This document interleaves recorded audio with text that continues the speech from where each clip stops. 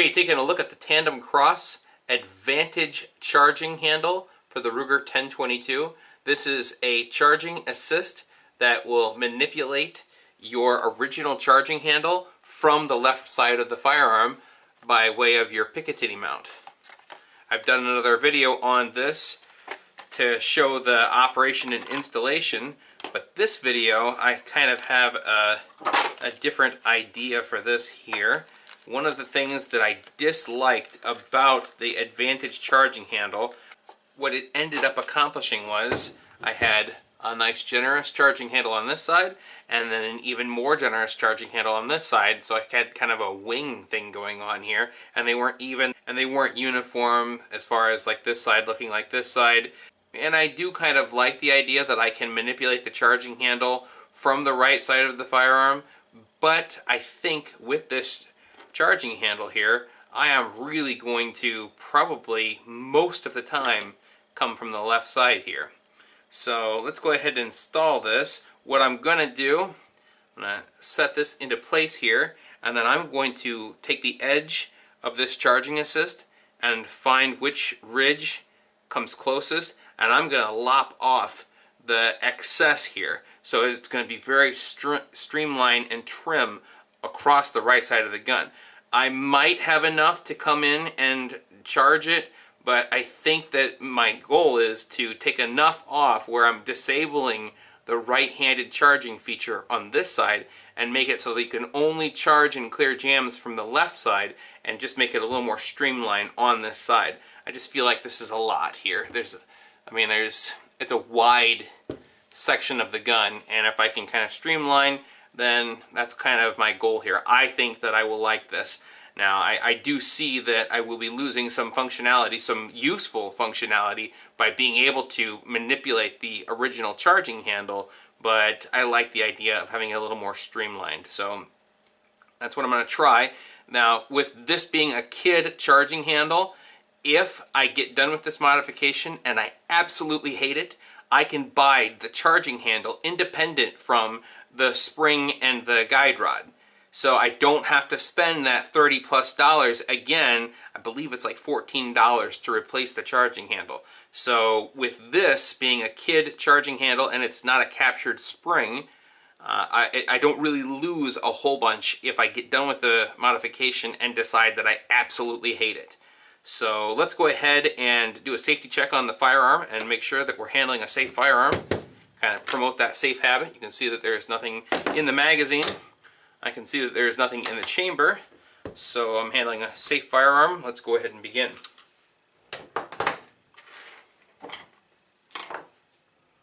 Okay, now this step is not necessary to install this charging assist Picatinny rail onto the 1022, but you'll see why I want to do this in a second here. I'm going to break the firearm down and get the barreled receiver out to work on.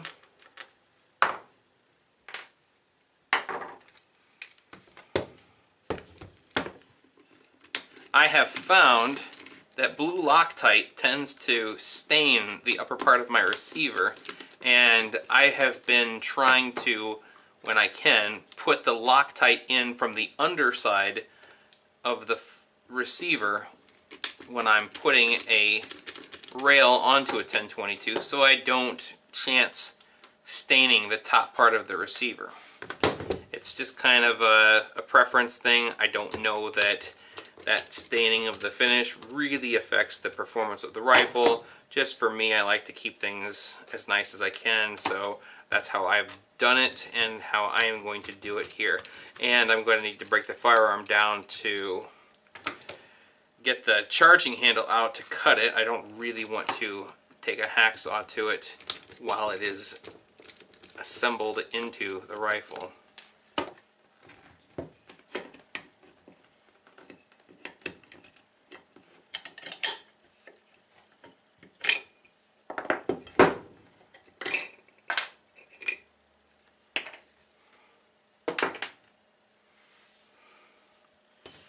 Alright, so I'm going to place my charging assist into place. I'm going to start my screw. Now I'm going to start my screws, so hopefully I don't, when I put some blue Loctite in from below, hopefully it doesn't run out where I don't want the blue Loctite between the receiver and the Advantage charging assist. So I'm just going to give it a little bit of a threading here, and then I'm going to put just a little bit of blue Loctite in these threading here, because I'm not going to have access to the front one without. So take and snug this down.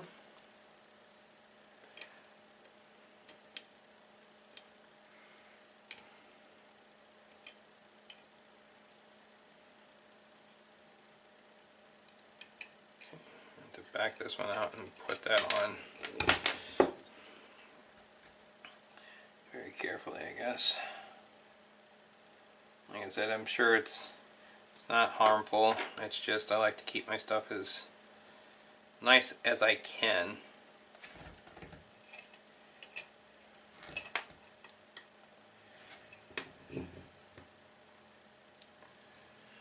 Alright, so with all the care in the world, try very hard not to strip the threading of your receiver out. I can't tell you how many times I have stripped the threading on a Ruger 1022 or Ruger charger out, and just thinking, okay, I'm still good, I'm still good. Like right now, I feel like I'm turning it, and I feel like it should be making resistance sooner than it is, and it scares me to death that I'm just stripping that threading right out. But I think I'm okay. So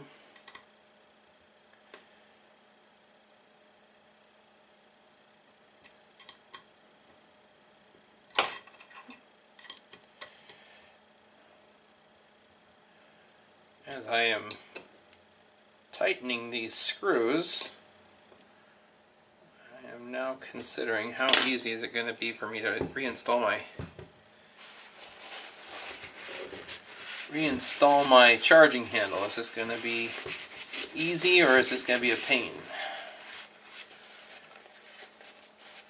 Get all this excess blue Loctite out of here. Okay, let's take my charging handle, guide rod and spring. Okay.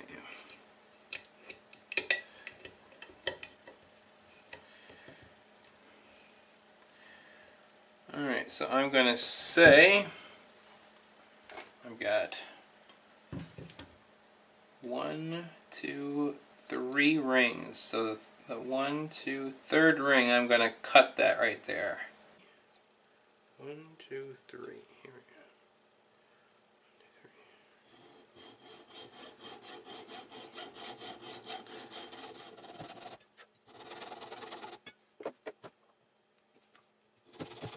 1, 2, 3. Sorry.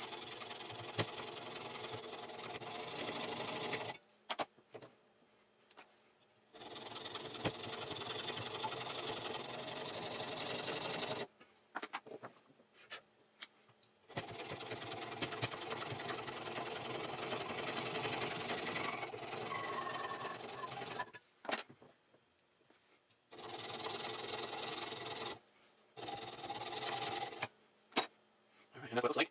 Let's get this cleaned up.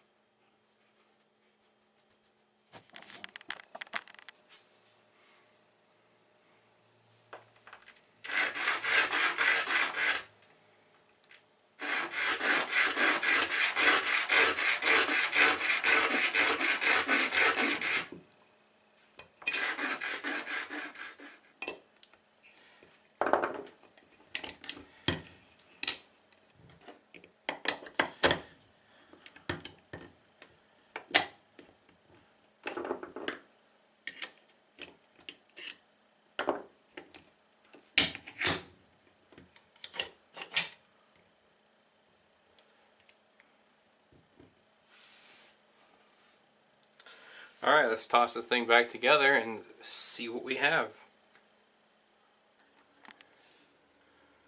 Alright, so here's what it looks like all completed. I think it finished up nicely. I ended up taking a little more off than I originally intended, but you can see how streamlined and low profile this is, and just ideal for charging and not having much hanging off the side here.